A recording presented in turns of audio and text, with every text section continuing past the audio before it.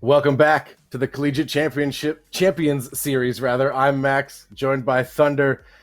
Before we get into our second game of the day, I want to talk about one of our educational partners here. That's Wilfrid Laurier University's Brantford campus, and they're pleased to collaborate with the Gaming Stadium on this tournament.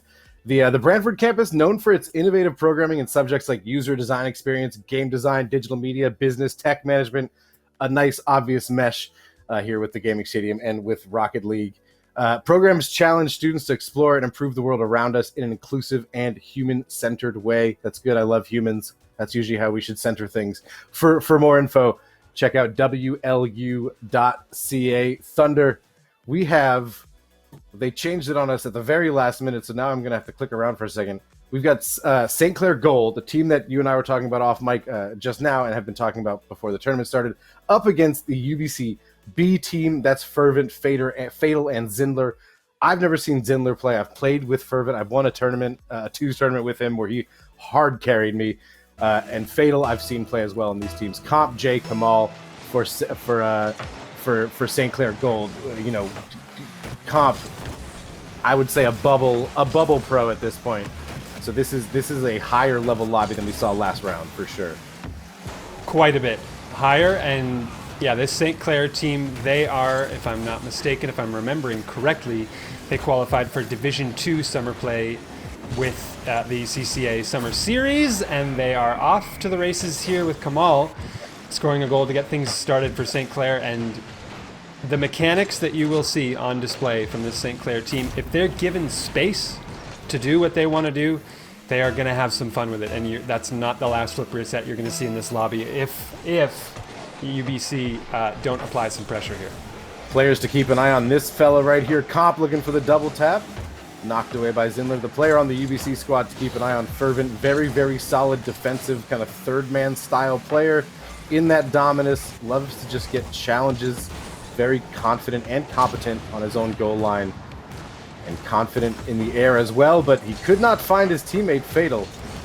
As we saw in that goal, by the way, Kamal is a current supersonic legend. So that was the one kind of question mark we had going into this Thunder, was we haven't seen Kamal play. We know Jay and Comp are legit at this game. That answers our question. Kamal's going to be able to hang for sure in these lobbies. Well, I had a hunch with St. Clair qualifying the way they did into the CCA Summer Series. I figured they're working with a strong third, and that strong third has both goals now for St. Clair in this game, adding a second one here. Great back wall setup touch here from Comp and Kamal. Smelled that coming from that side. Great transition play to make it 2-0 here. St. Clair, so far, living up to the billing that we have touted them with here on this one. And as we get farther into the game, curious to see what kind of pace UBC can bring on the other side of things, because I think if they didn't know already, although I would imagine they may have, they now know that they are going to be pressured throughout this series. This is St. Clair not really stepping off the gas ever, I would say, from this point onward. Jay nearly own goaling. The shot placement is very good there from Zindler, but Comp makes the save look elementary. As we can see, we are seeing, despite this being a higher level lobby total than last game, we are still seeing a lot of the symptoms of, a lot of space for St. Clair Gold here. UBC giving them a lot of respect, not wanting to have the ball boomed over their head, or like Zindler was there, just caught in no man's land, getting a heavier touch than expected. Oh, what a save. Off the crossbar there, as I think it was Jay who wanted to go with the slow play. Comp wants to go with the fast play, and it's going to work out here to make it 3. One of the things that is easier for them to tell in lobby than us spectating is the difference in skill of how comfortable they're feeling, and just based on how they're playing, St. Clair Gold mentally already has called this a dub in their favor.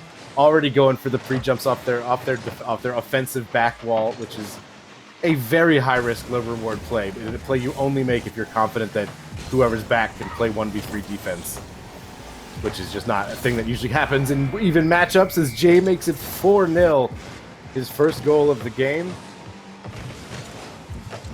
Halfway through this one, and they're gonna need to make some mid-game adjustments, I think, here, because just for the sake of your mental, you don't want to lose this early. you don't want to lose this heavily in the first game. It can be a downer for the rest of the series.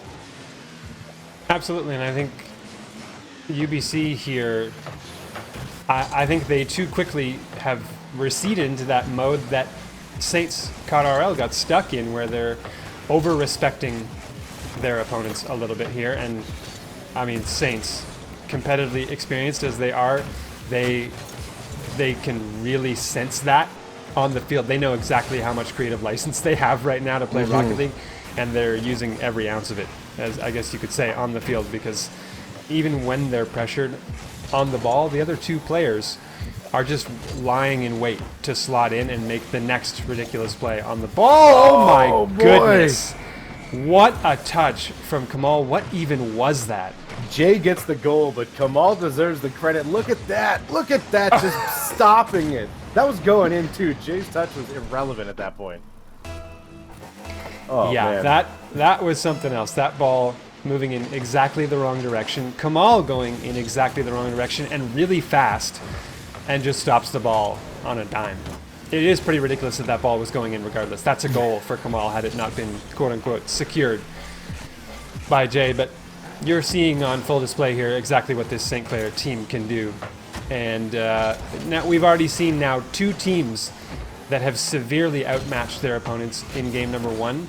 The only difference being here is that, as you and I talk about in the intermission before this series, these are all grand champs on the other side of the field for UBC.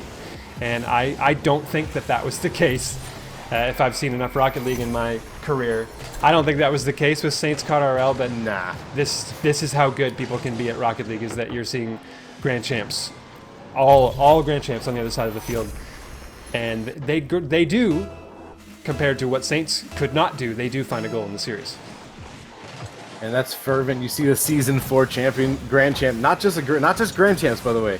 Fervent's been a Grand Champ since 4 years ago. Like, he was a Grand Champ nearly immediately in this game, and has been playing at this level for the entire time, essentially his entire Rocket League career. But coming up against a full squad of Supersonic legends, Comp, a bubble player, I think, on his way into the pro ranks. Same with Jay, eventually, I could see that happening. Yep. It's just a different animal. And this Kamal, who we've never seen before, frankly looking like the best player on this squad in this game. 6-1, Jay makes it up. Another easy touch set up by Kamal's speed. I think that's the scariest thing about this team right now, is that we blew a lot of hot air, I don't even know what the expression is, and talked up Jay and Comp just because we were familiar with them. But it's been Kamal who has been impressing us the most in this series so far, and that's a pretty decent fake at the halfway line. Fervent going for the 45-degree flick. Pretty solid one, and I think that might have been placed just a little bit high. But this is a little bit of offense showing its way through here. Fervent gets beaten out. Comp, double tap? I think so. Easy. Yeah, that's going to be on target. And boy, do I wish I could play Rocket League at the level where a caster could say that early that a double tap was probably on its way. Yeah, with players at this level, that first pop, if there's nobody to meet it on the backboard, it's going in. It's like 9.5 times out of 10 it's going in. And that was just an elementary final touch. They got the Brazil, did St. Clair gold. Zindler looking to break that Brazil just to end the meme. Which can, again, small victories in a game like this, you take them, but Fervent's not going to be able to stop that one. And they'd be lucky to retain in Brazil at this point. He'll just let it drop. Will Fervent 7-1 in a series that we thought would be significantly closer than the last one we saw. And unless they find a way to really adjust, you know, UBCB may be in for it here in game 2 as well. Oh, I don't think there are any signs to the contrary so far. Despite that one goal finding its way through, it did not. It was a blip on the radar, really, for the game that UBC played in this against a supremely strong St. Clair team. My goodness, they are not wasting any time in this one. And granted, St. Clair Gold have played one match prior to this, 2-0, unsurprisingly, against the interestingly named Ferrets Mean Business team in the previous round. So now it is St. Clair Gold and UBC who are stacking up, and again, St. Clair just wallop UBC in this first game. And Speaking of UBC, you and I are also pointing out that the UBC's top team in this tournament got sent to the lower bracket as well. So for the British Columbians in this tournament, it's not looking so pretty so far.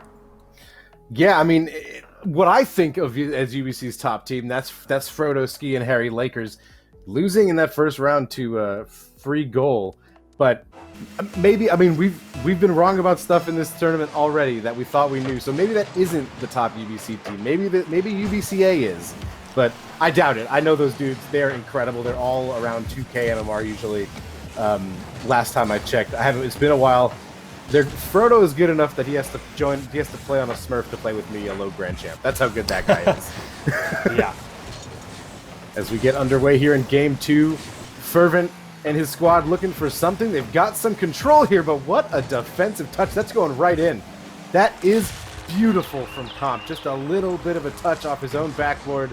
Just a read. Look at this. Oh. Okay. I will hazard a guess that was not the plan on that touch. The plan definitely was to very quickly read it off the backboard and get it away from the shooting lane, but I don't think it was, I'm going to shoot this ball directly into the other team's net. But that's the difference in skill level a lot, right? It's just like not being ready for the power that's possible from a player. As we see, and that's another one. Yeah, it's the speed in the air, and it's just the ability to generate power from any angle that I've always felt is the biggest separator between ranks. And consistency.